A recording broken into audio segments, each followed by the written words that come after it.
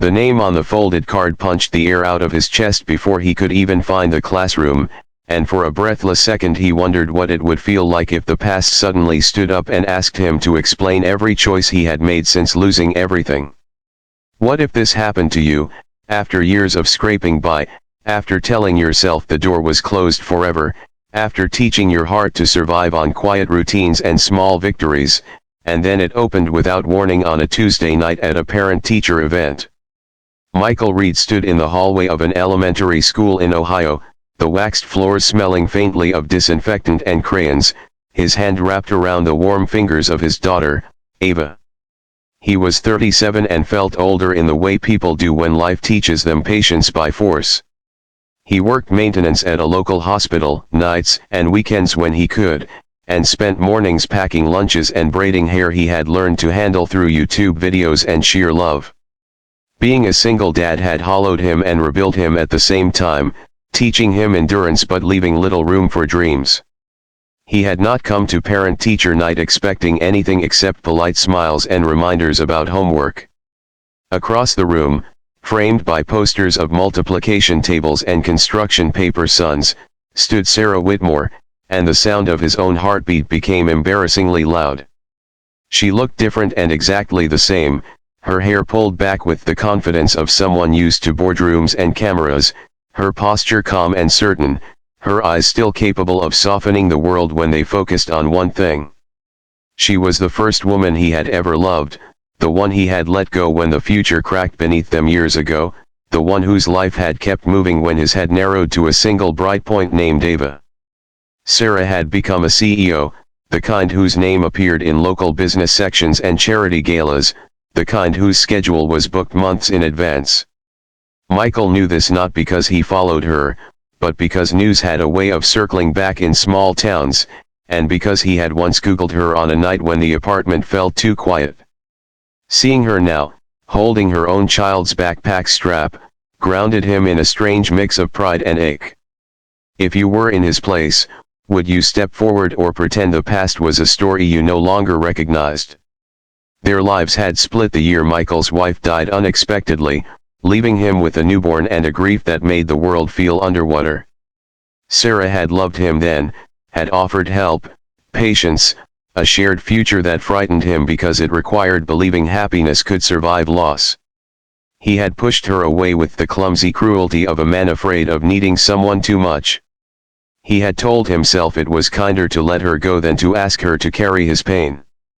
The choice had followed him ever since, quiet and heavy. Parent-teacher night moved around them in a blur of nods and murmurs, but time seemed to slow whenever Sarah looked his way, recognition blooming into something more careful and tender. Ava squeezed his hand, sensing the shift, her curiosity bright. Michael felt exposed, like the years of struggle were written on his clothes, in the lines around his eyes, in the way he calculated every moment. He thought of the nights he had fallen asleep on the couch after overtime shifts, the mornings he had counted change for field trips, the pride he had swallowed when asking for extensions. He wondered what Sarah saw now, and whether she would judge him or understand. They ended up at the same classroom table, the coincidence almost laughable in its precision. The teacher spoke about reading levels and kindness, about growth and patience, and Michael listened harder than usual, because patience was a language he had learned fluently. Sarah listened too, her focus unwavering, but every so often her gaze drifted to Ava, softening further, and something in Michael's chest loosened. The idea that someone like Sarah could look at his life without pity felt like a fragile miracle. Outside, dusk settled over the parking lot, the building glowing behind them as parents filtered away. The moment felt suspended, as if the universe had decided to hold its breath. Michael thought about how easily people assume success erases longing, and how wrong that can be. He thought about how survival can become a cage if you forget you are allowed to want more. Sarah's life, polished and public, had its own weight, its own loneliness. Power does not replace connection, and titles cannot tuck children into bed. They walked toward their cars at the same pace, the space between them charged with everything unsaid. Michael felt the old fear rise, the instinct to retreat before hope could take root, but he also felt the steadiness he had earned, the kind that comes from showing up every day no matter how tired you are. He realized that the man he was now could offer something he could not before: honesty without panic, love without escape routes. In the weeks that followed, their paths crossed again in small, careful ways, at soccer practice and library story hours, in coffee shops where schedules overlapped by chance or design. The reconnection was not dramatic, it was quiet and deliberate, built on respect for the lives they had built separately. Michael spoke about grief without letting it define him, about the joy and terror of raising Ava alone, about the way responsibility had carved strength into him. Sarah spoke about boardrooms and decisions that affected hundreds of families, about the pressure to be unbreakable, about the nights she missed simplicity. Gradually, the air between them warmed. They did not rush, aware of the scars they carried.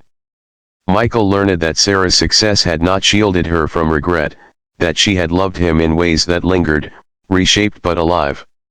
Sarah learned that Michael's quiet had never been indifference, that his leaving had been fear disguised as protection. Each understanding felt like laying down a stone in a bridge back to something they had once believed in. There were setbacks, moments when old habits threatened to pull them apart again, when Michael worried he would never be enough in Sarah's world, when Sarah feared her ambition would always demand more than a relationship could give. But hardship had taught them how to talk without tearing each other down, how to pause and listen. Ava became the truest measure, her laughter around Sarah easy and unforced, her trust a daily reminder of what mattered most. One evening, watching the sun dip behind the neighborhood houses, Michael felt the past loosen its grip. He understood that second chances are not about erasing mistakes but about meeting them with a better self. He had not been wrong to survive the way he did, and Sarah had not been wrong to grow into the woman she was. The miracle was that their paths had curved back together, not to repeat history, but to write something wiser. If you have ever wondered whether the door you closed could open again without breaking you, this is where the answer lies, in the quiet courage to stand where you are and reach anyway.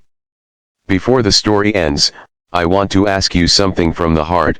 If you have experienced a moment where life surprised you with a second chance, share it in the comments so others know they are not alone. In the end, Michael did not become someone else to fit into Sarah's world, and Sarah did not shrink herself to ease his fears. They chose each other as they were, carrying loss and hope side by side, teaching their children that love can return stronger when it is allowed to grow honestly.